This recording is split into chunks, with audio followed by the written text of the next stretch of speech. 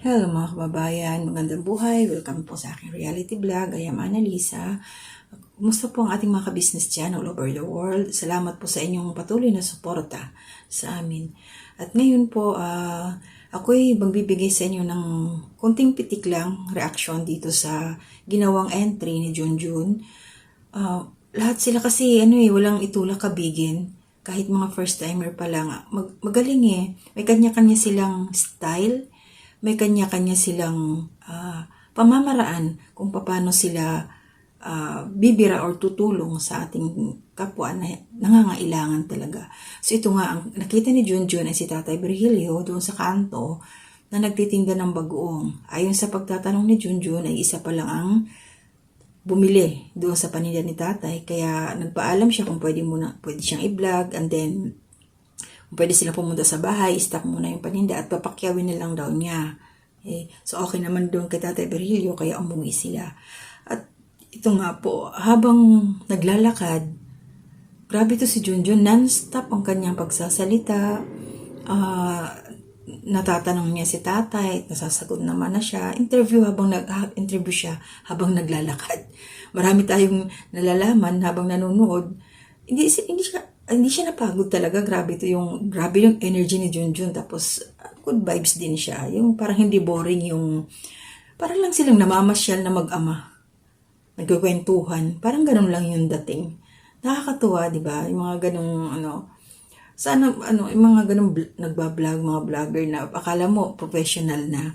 Di ba? So ang galing ni Junjun. So gaya ng sabi ko, may kanya-kanya kayong angkin na galing. Ako hindi naman ako magaling. So, ang sinasabi ko lang ngayon is base lang sa aking napanood sa inyo.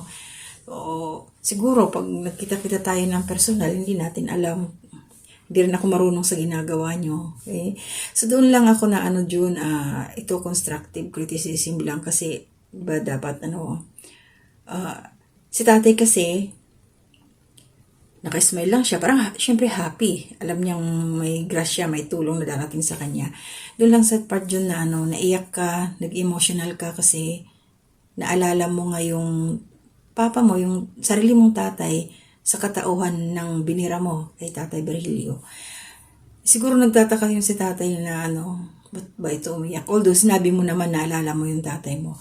Lang kasi para sa akin lang yun para sa akin lang constructive criticism. Hindi ako magaling dito pero base lang sa aking nakita, sariling opinion ko to. Kasi kumbaga nagbablog ka, trabaho yun.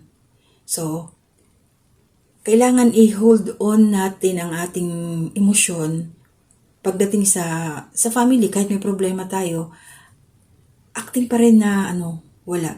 Kasi nadala ka si Tatay kasi masaya siya yung makikita mo yung reaction niya. So, ikaw lang ang umiyak. Parang hindi si Tatay nakarelate. So, pwede naman tayong maiyak kung si Tatay ang nagkukwento, parang nadala ka. Parang yung sarili mo, natouch ka doon sa sinabi ni Tatay na magkukwento tungkol sa mga naranasan niya. Kasi ang nangyari, nabaliktad kasi. Parang ikaw ang basta yung ganung emosyon na pagdating sa personal problem, wag natin ihalo sa trabaho. So, yun lang. Pag-control lang yun sa sarili. Pag-control lang sa sarili na hindi ka bumigay. Na sa likod ng isip natin, meron tayong problema. Pero nandyan tayo sa trabaho, mag-focus lang sa trabaho. Kasi syempre pag sa iba ay magtataka, bakit ba ito umiyak? Hindi naman ako umiiyak, masaya naman ako. Ganun lang John. Lang to idea ko lang to at saka base lang to sa aking nararamdaman.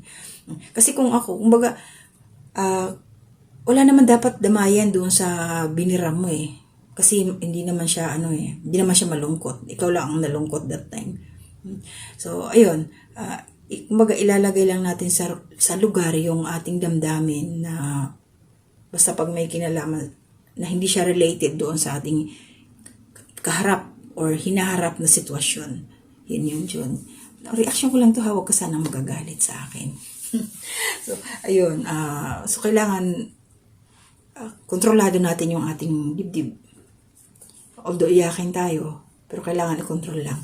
So, good luck sa inyo. At ito nga po, bago ako magtapos, kasali na pala dito si abangan na lang natin si Jonathan. So, kasali na pala siya sa pa-challenge.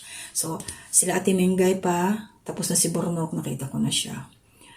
Pero hindi ko pa tapos lahat kasi busy kanina. Kasi antayin na lang natin sila Kuya Buknoy. So, salamat sa inyo. Salamat din po ka-business, kila Papa Dins, at saka si Mrs. Ka-business din po. Thank you sa inyo. At saka sila, ang ating mga editor po. Thank you kay Thinking Buddy. Happy birthday. Belated happy birthday. Boss Dave. Thank you sa inyo dahil nandito kami na ibibigay ang aming sariling opinion, sariling reaksyon. Salamat po at patuloy lang ang buhay, laban lang po tayo. Good luck sa mga, contenders natin, sa mga contestants natin. So yun lang sa akin, Jun. Thumbs up. 2 thumbs up sa inyo.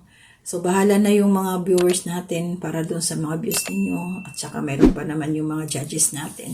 So, sa akin, sarili ko lang yon. Okay. Good night po. Ako'y matutulog na.